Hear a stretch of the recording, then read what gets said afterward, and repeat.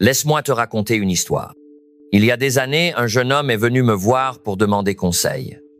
Il était frustré que sa vie n'avance pas. Les opportunités semblaient lui échapper. Il m'a dit, « Monsieur Ran, j'ai besoin de changer d'environnement. J'ai besoin de nouvelles circonstances. » Et je lui ai dit quelque chose qui a changé sa vie. Non, tu n'as pas besoin de changer ton environnement. Tu dois te changer toi-même, et alors ton environnement changera. C'est la vérité fondamentale que je veux partager avec toi aujourd'hui. Concentre-toi sur toi-même jusqu'à ce que tu réussisses. Ce n'est pas égoïste, c'est nécessaire. Certains se demandent est-ce que c'est égoïste de me concentrer sur moi? Non, mes amis, ce n'est pas égoïste, c'est nécessaire. Comme on dit dans les avions, mets ton propre masque à oxygène en premier, puis aide les autres. Tu ne peux pas donner ce que tu n'as pas. Tu ne peux pas guider là où tu n'as pas été. Tu ne peux pas partager une sagesse que tu ne possèdes pas. Prendre l'entière responsabilité de sa vie. La plupart des gens veulent blâmer quelque chose d'extérieur à eux pour expliquer leur manque de progrès.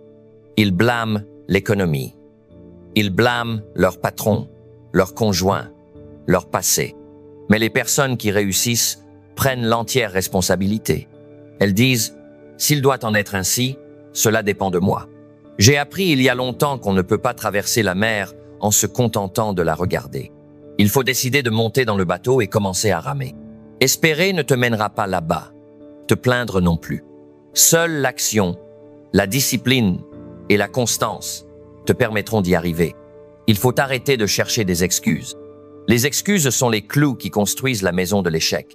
Chaque fois que tu inventes une excuse, tu rajoutes un clou. Et très vite, tu t'enfermes dans une prison que tu as toi-même construite. Je veux que tu essaies quelque chose. Pendant les 30 prochains jours, refuse de faire des excuses.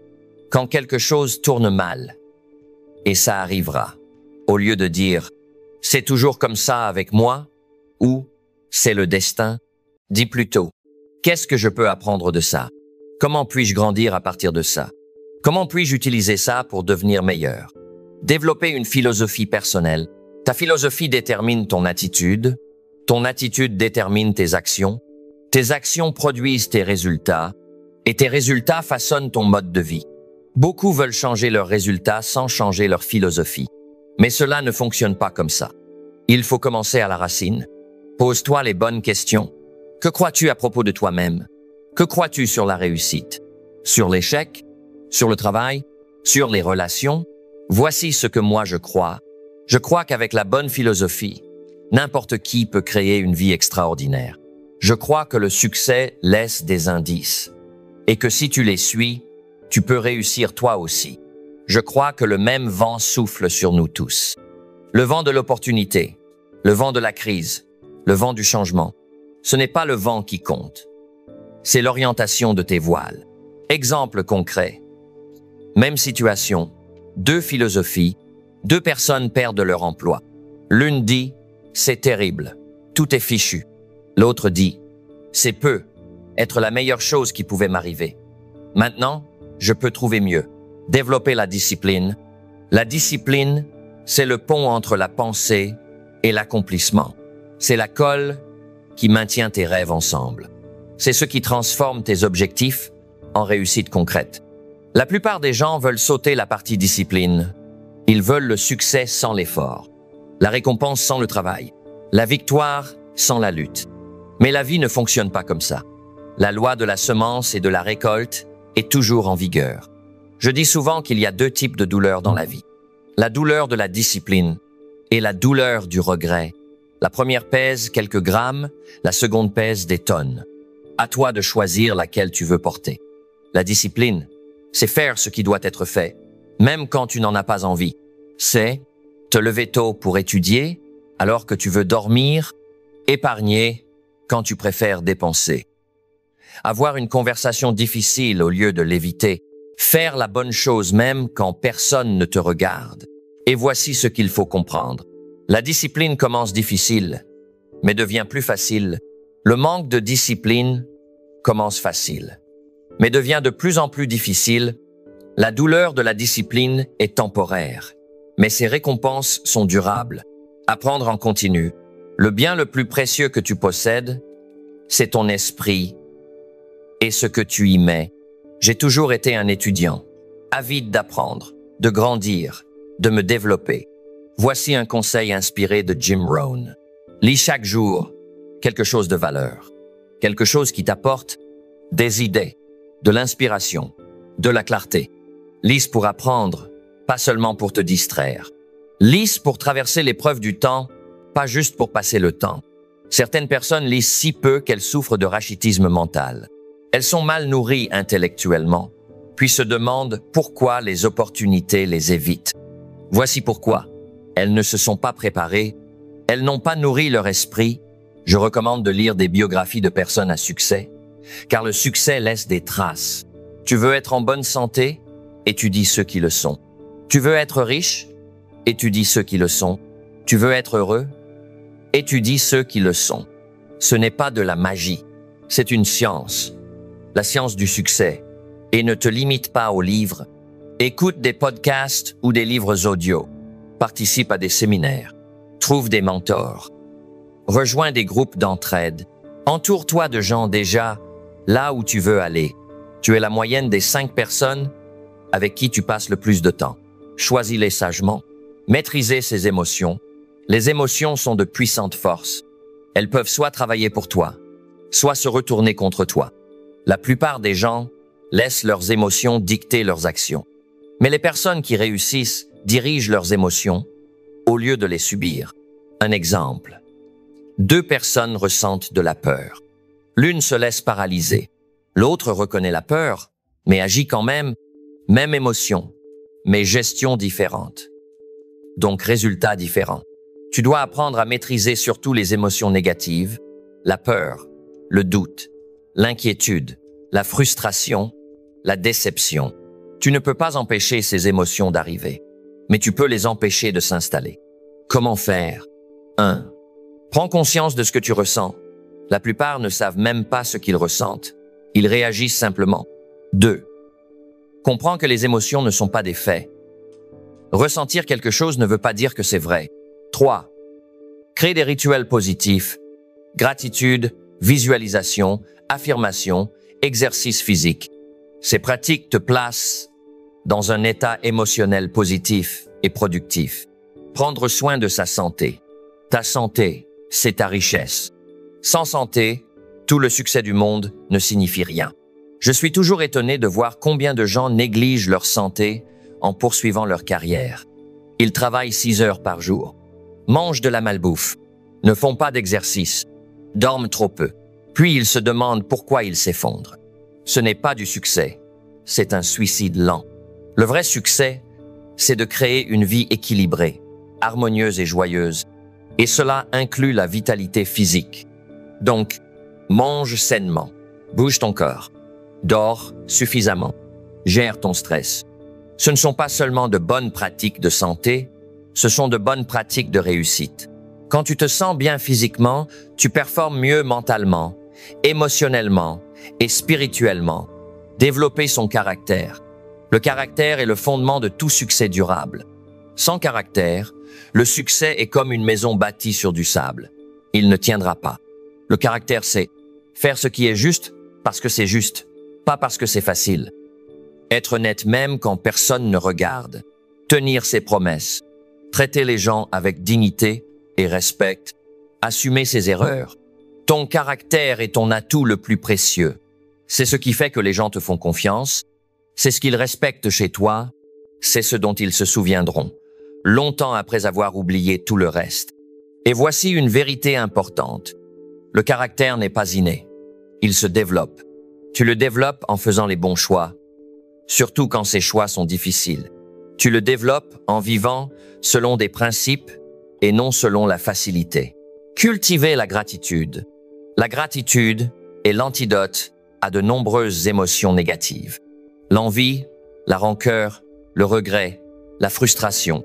Quand tu es reconnaissant, tu ne peux pas être en colère en même temps. La plupart des gens se concentrent sur ce qu'ils n'ont pas. Les gens à succès, eux, se concentrent sur ce qu'ils ont. C'est une différence de perspective qui produit une différence fondamentale dans les résultats. Commence et termine chaque journée avec de la gratitude. Sois reconnaissant pour ta santé, ta famille, tes opportunités, tes expériences, même les plus dures, car elles te rendent plus fort, le pays et l'époque dans lesquelles tu vis, les personnes qui t'ont aidé. La gratitude n'est pas qu'un sentiment agréable, c'est une stratégie de réussite. Elle déplace ton regard de ce qui ne va pas vers ce qui fonctionne, de ce qui manque vers ce qui est présent, de ce que tu n'as pas encore vers ce que tu as déjà. Développer la résilience. La résilience, c'est cette capacité à rebondir après un échec, à continuer quand les choses deviennent dures. La vie va te mettre à terre, c'est inévitable. La question est, vas-tu te relever? Et à quelle vitesse? Je n'ai jamais rencontré une personne à succès qui n'a pas échoué plusieurs fois. La différence, c'est qu'elles n'ont pas laissé l'échec les définir, elles l'ont utilisé pour se perfectionner. Elles ont pris les échecs comme des retours d'expérience, pas comme des raisons d'abandonner. Quand tu fais face à un revers, et cela arrivera, ne dis pas « Pourquoi moi ?» mais « Et maintenant ?» Ne pense pas. C'est la fin. Pense, c'est un nouveau départ. La résilience n'est pas un don à la naissance. Elle se développe en affrontant les défis, en te relevant après les chutes, en persévérant malgré les échecs, fixer et atteindre des objectifs. Les objectifs sont les cibles qui concentrent ton énergie, les destinations qui orientent ton chemin. Sans objectif, tu es comme un bateau sans gouvernail, livré au courant. Avec des objectifs, tu navigues avec intention et précision. Mais attention, pas n'importe quels objectifs. Ils doivent être spécifiques, mesurables, atteignables, pertinents, définis dans le temps. Ils doivent être écrits, revisités régulièrement, découpés en étapes concrètes. Et surtout, ce doivent être tes objectifs à toi, pas ceux que quelqu'un d'autre t'a imposés. Ils doivent correspondre à tes valeurs, tes forces, tes passions. Quand tu te fixes un objectif, tu dis à toi-même « Cela compte pour moi. Ça vaut la peine que je m'y consacre. » Et quand tu atteins ton objectif, tu ne récoltes pas seulement un résultat, tu deviens une nouvelle personne, capable d'atteindre ce type de résultat. Et cette transformation-là est le véritable prix. Développer ces talents uniques. Chacun d'entre nous a des talents naturels, des choses qu'il fait facilement et avec aisance. Quand tu te concentres sur le développement de ces talents, tu crées de la valeur exceptionnelle. La plupart des gens essaient d'être bons partout. Mais ceux qui réussissent se concentrent sur être excellents dans quelques domaines précis, là où leur force naturelle se trouve. Connais-toi toi-même. Sais ce que tu fais bien. Sais ce que tu ne fais pas bien. Développe tes points forts et pour tes faiblesses. Améliore-les jusqu'à un niveau fonctionnel. Ou délègue-les à des personnes fortes là où toi tu es faible. Le monde récompense la spécialisation. Il paie pour l'expertise. Il paie pour l'excellence. Trouve ta niche, ta contribution unique, et élève-la au plus haut niveau possible. Servir les autres. Cela peut sembler paradoxal. Se concentrer sur soi en servant les autres. Mais ce n'est pas une contradiction. Les personnes les plus épanouies sont celles qui utilisent leurs dons pour servir. Le succès sans contribution est creux. L'accomplissement sans impact positif est vide. Tu n'as pas été conçu uniquement pour recevoir, mais aussi pour donner. Pas seulement pour consommer, mais pour contribuer. Quand tu te concentres sur servir les autres, résoudre des problèmes, ajouter de la valeur, faire une différence, tu crées non seulement des récompenses externes, reconnaissance, revenus, opportunités, mais aussi des récompenses internes, satisfaction, sens, but. J'ai connu des gens riches mais malheureux, car ils n'ont jamais compris cela. Et j'ai connu des gens modestes, profondément comblés, car ils vivent pour contribuer et faire la différence. Développer le courage. Le courage, ce n'est pas l'absence de peur, c'est agir malgré la peur. Toute réussite significative exige du courage. Le courage de commencer, le courage de continuer, le courage d'affronter l'incertitude, le courage de risquer l'échec, le courage d'être différent. La plupart des gens laissent la peur les arrêter. Peur de l'échec, peur du rejet, peur de la critique, peur du changement. Mais ceux qui réussissent ressentent la peur et avancent quand même. Le courage est comme un muscle. Plus tu le pratiques, plus il grandit. Chaque fois que tu fais quelque chose qui t'effraie, tu élargis ta zone de confort. Ce qui était autrefois terrifiant devient juste difficile. Ce qui était difficile devient gérable. Être authentique, dans un monde qui te pousse à ressembler à quelqu'un d'autre, à parler comme les autres, à vivre comme les autres, l'un des actes les plus courageux, c'est d'être toi-même. L'authenticité ne signifie pas refuser de s'améliorer. Cela veut dire construire sur ta vraie nature. Pas essayer d'être quelqu'un d'autre. Tirer parti de tes forces naturelles, au lieu de forcer là où tu es naturellement faible, quand tu es authentique, tu ne perds pas d'énergie à faire semblant. Tu n'épuises pas ton énergie à vouloir plaire à tout le monde. Tu te concentres sur être la meilleure version de qui tu es, réellement, et voici le paradoxe. Quand tu cesses d'essayer d'être comme tout le monde, tu deviens remarquable. Quand tu cesses de suivre la foule, tu deviens quelqu'un que les autres ont envie de suivre. Gérer son temps. Le temps est ta ressource la plus précieuse. Tu peux toujours gagner plus d'argent, acheter plus de choses, mais tu ne peux jamais obtenir plus de temps. Comment tu dépenses ton temps et comment tu vis ta vie. Si tu gaspilles ton temps, tu gaspilles ta vie. Si tu investis ton temps, tu investis dans ta vie. Les personnes qui réussissent protègent leur temps avec rigueur. Elles disent non à ce qui ne correspond pas à leurs objectifs. Elles délèguent les tâches qu'un autre peut faire. Elles éliminent les distractions. Elles se concentrent sur les activités à forte valeur ajoutée. La productivité, ce n'est pas faire plus de choses. C'est faire les bonnes choses. Ce n'est pas être occupé. C'est obtenir des résultats. Développer sa culture financière. L'argent n'est pas la chose la plus importante, mais il influence tout ce qui est important. Ta santé, tes relations, ta tranquillité d'esprit, ta capacité à contribuer, ta liberté de poursuivre tes rêves. La plupart des gens ont des difficultés financières, non pas parce qu'ils ne gagnent pas assez, mais parce qu'ils ne savent pas gérer ce qu'ils gagnent. Ils n'ont jamais appris les fondamentaux. Faire un budget, épargner, investir, créer plusieurs sources de revenus, faire en sorte que l'argent travaille pour eux. Au lieu de toujours travailler pour l'argent, la liberté financière ne signifie pas forcément être riche. Cela signifie avoir suffisamment de revenus passifs pour couvrir ses dépenses et ainsi avoir des options, du choix, du temps. Cultiver la patience. Nous vivons dans une société de gratification instantanée. Les gens veulent des résultats tout de suite, du succès immédiat, des récompenses instantanées. Mais le vrai succès prend du temps, de l'effort, de la persévérance. La plupart des gens surestiment ce qu'ils peuvent accomplir en 1 an et sous-estiment ce qu'ils peuvent accomplir en 10 ans. Ils abandonnent trop tôt, sans se rendre compte à quel point ils étaient près du déclic. Le succès n'est pas un sprint, c'est un marathon. Ce n'est pas une question d'intensité, mais de régularité. Ce n'est pas une grande bonne décision, c'est des centaines de petites bonnes décisions, jour après jour. Développer ses compétences en communication, ta capacité à t'exprimer clairement et de manière persuasive, détermine une grande partie de ton succès. La communication, c'est comment tu partages tes idées, comment tu inspires les autres, comment tu bâtis des relations, comment tu règles les conflits, comment tu vends tes produits ou services. Travaille ton vocabulaire, apprends à raconter des histoires, pratique la prise de parole en public, deviens un bon auditeur, apprends à écrire clairement. Ces compétences te serviront dans tous les domaines de la vie. Construire des relations solides. Personne ne réussit seul. On a tous besoin des autres. Pour le soutien, pour les conseils, pour la collaboration, pour l'encouragement. Investis dans tes relations. Traite les gens avec respect. Sois généreux avec ton temps, ton savoir, tes ressources. Tiens tes promesses. Montre de la reconnaissance.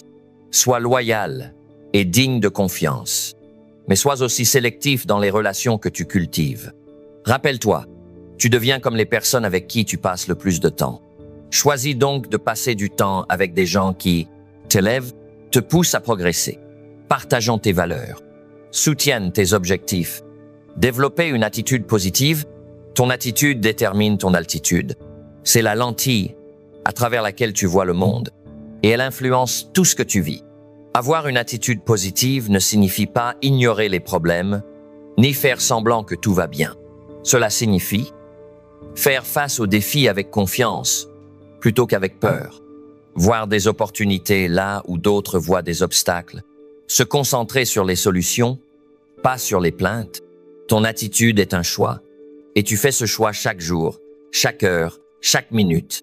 Choisis bien, car ton attitude déterminera une grande partie de ce qui t'arrivera. Prendre des risques intelligents, toute croissance nécessite du risque. Tout progrès implique d'entrer dans l'inconnu, l'inédit, l'incertain. La majorité des gens ont tellement peur de se tromper qu'ils ratent les opportunités. Ils jouent la carte de la sécurité, mais finissent par le regretter. Les personnes qui réussissent comprennent la différence entre risque imprudent et risque intelligent. Un risque imprudent est pris sans préparation, sans réflexion, sans plan B. Un risque intelligent est pris après analyse, avec une préparation solide et avec la volonté d'apprendre, quoi qu'il arrive. N'aie pas peur d'échouer. Aie peur de ne jamais essayer. N'aie pas peur de faire des erreurs. Aie peur de ne jamais progresser, ne jamais oser, ne jamais t'élever. Célébrer les progrès. Beaucoup attendent d'avoir atteint le but final pour se réjouir. Mais ceux qui réussissent célèbrent les petites victoires en chemin. Quand tu célèbres les petits succès, tu construis de la motivation, tu crées des émotions positives qui soutiennent ton effort. Tu renforces ta confiance en toi. Ne dis pas « Je me sentirai bien quand j'aurai réussi ». Dis plutôt « Je me sens bien maintenant parce que je progresse ». Créer l'équilibre. Le succès, ce n'est pas seulement exceller dans un seul domaine de ta vie. C'est créer de l'harmonie entre tous les domaines importants. Santé, relations, carrière, finances, spiritualité, développement personnel, loisirs. Trop de gens sacrifient leur santé pour leur richesse, puis dépensent leur richesse pour tenter de retrouver leur santé. D'autres sacrifient leur famille pour leur carrière et découvrent que leur réussite professionnelle est vide s'ils n'ont personne avec qui la partager. Ne fais pas cette erreur. Crée des rythmes de travail et de repos, donne et reçois, accomplis et savoure. La vie n'est pas une destination, c'est un voyage. Et ce voyage mérite d'être apprécié. Avoir la foi. La foi, c'est croire en toi, en les autres, en un pouvoir supérieur, en l'avenir. La foi, ce n'est pas tout comprendre à l'avance. C'est avancer malgré l'incertitude. C'est croire que les possibilités existent. C'est faire confiance au processus. Sans foi, il est facile d'abandonner quand ça devient dur. Avec la foi, tu trouves la force de persévérer, surmonter, triompher, synthétise. Se concentrer sur toi, jusqu'à la réussite. Se concentrer sur toi jusqu'à ce que tu gagnes, cela signifie prendre la pleine responsabilité de ta vie, développer une philosophie personnelle, fondée sur des principes solides, cultiver la discipline, apprendre en continu, gérer tes émotions, prendre soin de ta santé, développer ton caractère, pratiquer la gratitude, renforcer ta résilience, fixer et atteindre des objectifs, développer tes talents uniques, servir les autres, faire preuve de courage, être authentique, gérer ton temps, maîtriser ta culture financière, cultiver la patience, améliorer tes compétences en communication, bâtir des relations fortes, adopter une attitude positive, prendre des risques intelligents, célébrer les progrès, créer un équilibre de vie, avoir la foi, ce que ça ne signifie pas. Cela ne signifie pas être égoïste ou égocentrique.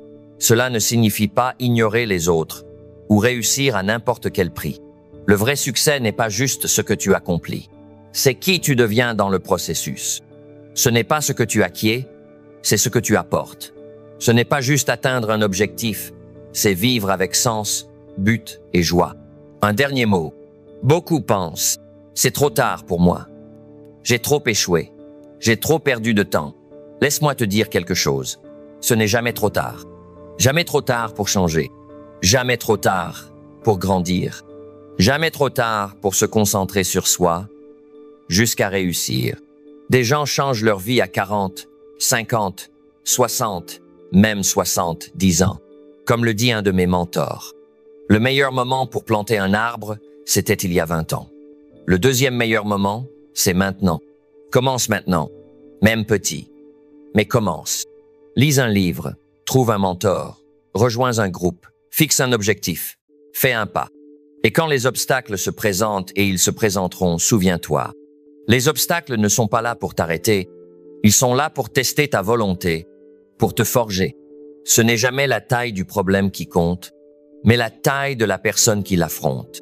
Quand tu changes, tout change. Quand tu grandis, tout grandit. Quand tu t'améliores, tout s'améliore autour de toi. Alors, qu'attends-tu? Qu'est-ce qui te retient? Quelle excuse te cache-t-elle encore? Laisse-la tomber. Maintenant, décide de te concentrer sur toi jusqu'à ce que tu gagnes. Décide de devenir tout ce que tu es capable de devenir. Décide de vivre une vie sans regret, une vie de croissance, de contribution, de sens. Tu as en toi une grandeur inexprimée, des talents, des dons, des capacités à révéler. Ne pars pas avec ta musique encore en toi. Vis maintenant pour qu'un jour tu puisses regarder en arrière et dire « Je suis heureux de l'avoir fait ». Et non, j'aurais aimé. Concentre-toi sur toi jusqu'à ce que tu réussisses. Et ensuite, aide les autres à faire de même. Parce que quand toi tu gagnes, tout le monde gagne. Ta famille, ta communauté, le monde. Ce n'est pas seulement ça, le succès. C'est la signifiance.